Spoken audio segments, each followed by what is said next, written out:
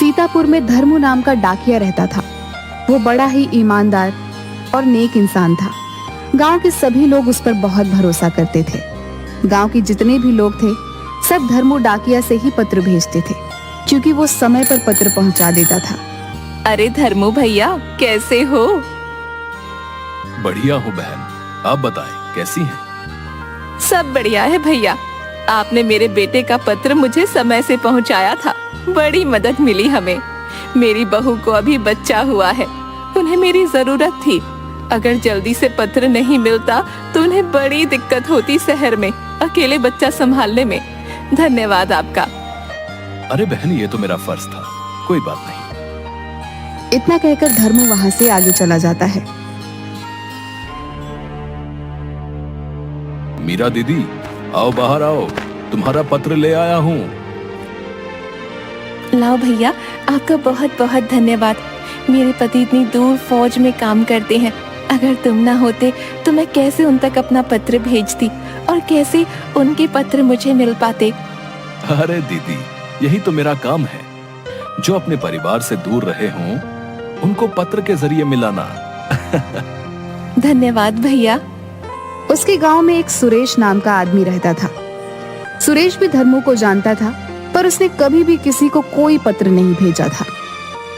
एक दिन सुरेश बहुत ही दुखी था, क्योंकि उसकी माँ बहुत बीमार थी और शहर के सरकारी अस्पताल में एडमिट थी। वो बहुत दुखी होकर पेड़ की छांव में अकेला बैठा हुआ था। तभी वहां से धर्मू गुजरा। क्या हुआ सुरेश भाई? कुछ नहीं धर्मू भैया, माँ बहुत बीमार है और शहर में एडमिट है। मेरी बीवी उनके साथ वहीं है। फसल कटने वाली है, इसलिए मैं नहीं जा सकता, वरना इलाज के लिए पैसा कहाँ से आएगा। मैं अपनी माँ के लिए एक पत्र लिखना चाहता हूँ, पर मैं कैसे लिखूं? मुझे लिखना पढ़ना तो आता नहीं है।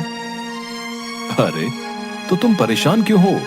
मैं हूं ना, मैं तुम्हारी मदद करता हूँ। रुको, मैं अभी वापस आता हूँ और तुम्हारा पत्र लिखवाता हूँ।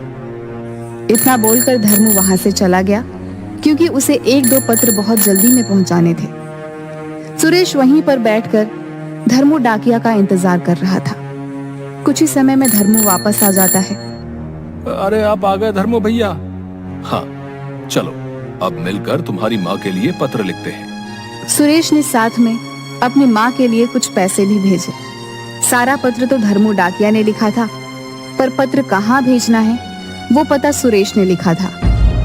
ये लो भाई, तुम्हारा पत्र तैयार है और मैंने पैसे भी रख दिए हैं। 2-3 दिन के अंदर ये तुम्हारी माँ तक पहुंच जाएगा। मैं पूरी कोशिश करूंगा कि उन्हें ये जल्द से जल्द मिल जाए। आपका बहुत बहुत धन्यवाद भैया। फिर सभी अपना अपना काम करने लगे। पत्र को भेजते हुए अब 1 हफ्ता हो गया था। एक दिन अचानक से सुरेश धर्मू के दफ्तर में आता है। वो बहुत गुस्से में लग रहा था। अरे क्या हुआ सुरेश, इतने गुस्से में क्यों हो? धर्मू भैया, मुझे पता चला है कि मेरी माँ का पत्र अभी तक नहीं पहुँच पाया। मुझे आपसे ऐसी उम्मीद नहीं थी। आपने मुझे बेवकूफ बनाया। मैंने आप पर भरोसा करके पैसे दिए थे। आपने मुझे अनपढ़ गरीब के साथ ठीक नहीं किया। ये सुनकर धर्मू डाकिया दंग रह गया। अरे अब नहीं भैया, मैंने ऐसा कुछ भी नहीं किया। आपको कोई गलतफहमी हो रही है। सुरेश धर्मू की आगे की बात सुने बिना ही अपनी आंसुओं को पोंछते हुए वहां से चला गया। अगले दिन गांव के सरपंच सुबह सुबह ही धर्मू डाकिया के घर पहुंच जाते हैं। अरे धर्मू, तुमने क्या किया भाई? है? हमारा इतने सालों का भरोसा तुमने तोड़ दिया, वो भी थोड़े से पैसे के लिए। क्या सरपंच जी, आप ऐसा कैसे बोल सकते हैं? ऐसा कुछ भी नहीं हुआ।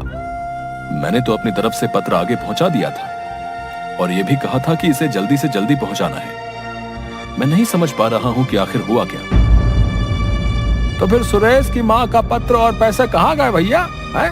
अगर तुमने कुछ नहीं किया तो? मुझे खुद भी नहीं पता कि आखिर हुआ क्या है। आप मुझे एक मौका दीजिए, मैं पता करता हूं कि आखिर हुआ क्या है।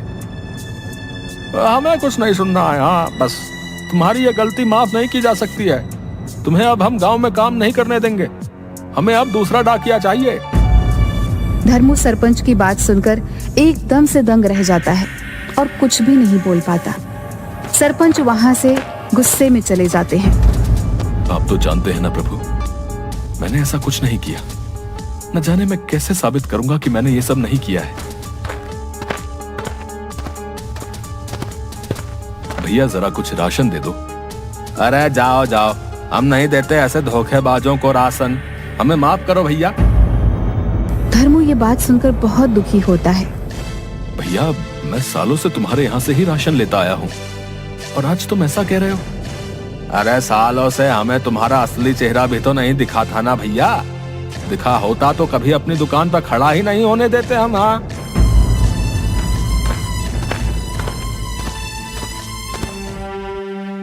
दुकान वाले ने तो कुछ भी राशन नहीं दिया। 2 दिन से काम पे भी नहीं गया हूँ। ऐसा चलता रहा तो भूखा ही मर जाऊंगा मैं। धर्मू बहुत घबरा जाता है। उसे कुछ भी नहीं समझ आता कि वो क्या करे। वो काफी देर तक सोचता रहता है कि ऐसा ना हो कि उसे गांव वाले जाने की धमकी दे दे। अपनी भूख शांत करने के लिए धर्मू पानी पीकर बिस्तर पर लेट जाता है। हे भगवान, ये क्या हो रहा है? अब मैं क्या करूं? दूसरी तरफ सुरेश अपने सारे काम छोड़कर बस अपनी माँ के पत्र के बारे में सोच रहा था। न जाने माँ कैसी होगी, मेरी बीवी सब कैसे संभाल रही होगी। हमारे पास सब पैसे भी खत्म हो गए हैं। अब मैं क्या करूं? अब अरे तुम परेशान क्यों हो रहे हो? हम तुम्हारी मदद कर रहे हैं ना। कुछ वक्त लग सकता है, पर हम तुम्हारा पत्र और पैसा ढूंढ निकालेंगे भाई। इसी तरह 2 दिन बीत गए। कोई उससे पहले की तरह बात नहीं करता था, मगर उसने अपने स्वाभिमान और सच्चाई के आगे हार नहीं मानी थी। वो हर रोज काम के लिए निकल रहा था। शीला बहन, लाओ, तुम्हें अपने बेटे को पत्र पहुंचाना होगा ना। नहीं बाबा, रहने दो। भगवान जाने पत्र पहुँचे कि नहीं। बहन, तुमने भी मुझे ऐसी खरी खोटी सुना दी।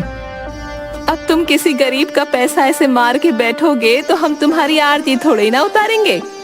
धर्मू अब तक सब कुछ चुपचाप सह रहा था, मगर शीला की ये कड़वी बातें उसके दिल पर लग गई। ठीक है बहन, मेरी ही कुछ भूल रही होगी। चलता हूँ। हाँ हाँ, जाओ जाओ। तुम्हारे जैसे चोर चक्कों को यहाँ रोका भी किसने है? आए बड़े संत कहीं के। 2 दिन बीत गए और धर्मू डाकिया अपने घर से बाहर भी नहीं निकला। सरपंच हमेशा की तरह सुबह सुबह पंचायत में बैठे थे। तभी सुरेश भागा भागा वहाँ आता है। अरे सुरेश, ऐसे क्यों भाग रहे हो भाई? क्या बात हो गई? सरपंच जी, हमसे बड़ी भूल हो गई। अरे अरे, जरा सांस ले लो, फिर बताओ क्या हुआ। बहुत बड़ी भूल हो गई हमसे। धर्मू भैया बेकसूर हैं, उन्होंने कुछ नहीं किया। मुझे मेरा पत्र और पैसे दोनों मिल गए हैं। क्या? ये क्या बात कर रहे हो तुम? सरपंच के साथ साथ वहाँ मौजूद सभी गांव वाले ये सुनकर दंग रह जाते हैं। ठीक से बताओ, क्या हुआ? कहाँ से मिल गया पत्र और पैसा भाई? सरपंच जी, मुझसे बड़ी भूल हो गई। सारा पत्र तो धर्मू भैया ने लिखा था, मगर उस पर पता मैंने डाला था। मैं ठहरा अनपढ़ गवार, मैंने गलत सलत पता लिख दिया। डाकिया जब पत्र लेकर शहर गया तो वो पता नहीं मिला ही नहीं। 1 हफ्ता इसलिए लग गया क्योंकि धर्मू भैया ने उसे कहा था कि पत्र पहुंचाना बहुत जरूरी है, तो वो शहर में उस पते को खोजता रहा। इतना ही नहीं, धर्मू भैया ने अपने पास से कुछ पैसे भी दिए थे मेरा पत्र जल्दी पहुंचाने के लिए। अरे अब तब तो हमसे बड़ी भूल हो गई है भैया, धर्मू को पहचानने में। वो दूसरा डाकिया जिससे धर्मू भैया ने पत्र भेजा था, वो आज ही मेरे पास आया और आके मुझे मेरा पत्र और पैसा लौटा के गया है। मैंने बड़ा पाप कर दिया सरपंच जी, धर्मू भैया पे शक करके। अरे तुम ही क्यों, हम सबसे भूल हुई है भैया। हमें चल के उससे माफी मांगनी चाहिए। फिर रमेश, सरपंच जी और गांव के कुछ लोग धर्मू के घर की तरफ चल पड़ते हैं। धर्मू, दरवाजा खोलो भाई। धर्मू भैया, मैं सुरेश, दरवाजा खोलिए, हमें आपसे बात करनी है। बहुत देर तक धर्मू का दरवाजा खटखटाने के बाद कोई भी बाहर नहीं आता। कहीं ऐसा तो नहीं कि धर्मू गांव छोड़ के कहीं चला गया भाई? अरे नहीं नहीं, दरवाजा अंदर से बंद है। तो कहीं ऐसा ना हो कि इतना सब सुनने के बाद उन्होंने कोई गलत कदम उठा लिया हो भाई? अरे भाई ये सब क्या बोले जा रहे हो हैं? शुभ शुभ बोलो। चलो ये दरवाजा तोड़ते हैं। गांव वाले मिलकर दरवाजा तोड़ देते हैं। अंदर की हालत देखकर सब दंग रह जाते हैं। घर में जरा सा भी उजाला नहीं था। सारे खिड़की दरवाजे बंद थे। धर्मू डाकिया अपने पलंग पर बेहोश लेटा हुआ था। उसने इतना शोर सुनकर भी धीरे से आंखें खोली। अरे भैया, ये आपने अपना क्या हाल बना लिया है? मुझे माफ कर दो, मैंने आपकी ईमानदारी पे शक किया। आप सही थे, भूल मुझसे हुई। मुझे मेरे पत्र और पैसे वापस मिल गए। अच्छा हुआ भैया। अब माँ कैसी है? धर्मू की बात सुनकर सुरेश की आंखों में आंसू आ गए। उसने धर्मू की हथेली पकड़ ली और माफी मांगने लगा। धर्मू, तुमने अपना ये क्या हाल कर लिया है भाई? मैंने इतने साल इस गांव की सेवा करके बस विश्वास और मान सम्मान ही कमाया था।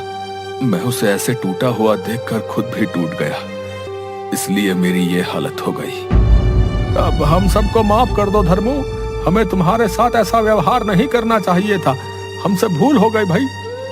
कोई बात नहीं, मैंने आप सबको माफ कर दिया है। आप परेशान ना हो। और हाँ, मेरा एक काम जरा जल्दी से कर दो। कौन सा काम? मीरा दीदी है ना, जिनके पति फौज में है। देखो, मैंने उधर उनके पति के नाम से एक पत्र लिख के रखा है, जरा उन तक पहुंचा दो। सब लोग धर्मू की बात सुनकर हैरान हो जाते हैं। तुम उनके पति के नाम से पत्र लिखकर क्यों भेजते हो? हाँ सरपंच जी, उनके पति को मरे हुए अब साल भर होने को आया है। अगर मैंने उन्हें ये सच बता दिया तो वो जीते जी मर जाएगी, इसलिए उनके पति के नाम के झूठे पत्र लिख देता हूँ। कम से कम इसी सहारे वो जिंदा तो रहेगी। धर्मू की बात सुन के सबकी आंखों में आंसू आ जाते हैं। तुम बहुत महान आदमी हो धर्मू। हम एक बार फिर से तुमसे माफी मांगते हैं। और हाँ, तुम भी अब अपनी सेहत सही कर लो भाई, क्योंकि कल से तुम्हें ही फिर से सब पत्र पहुंचाने हैं, क्योंकि तुम ही हमारे गांव के नंबर 1 डाकिया हो भाई। सरपंच की बात सुन धर्मू के चेहरे पर एक मुस्कान आ जाती है। जी जरूर। इसके बाद धर्मू पहले की तरह हर रोज खुशी खुशी गांव वालों की सेवा में लग जाता है।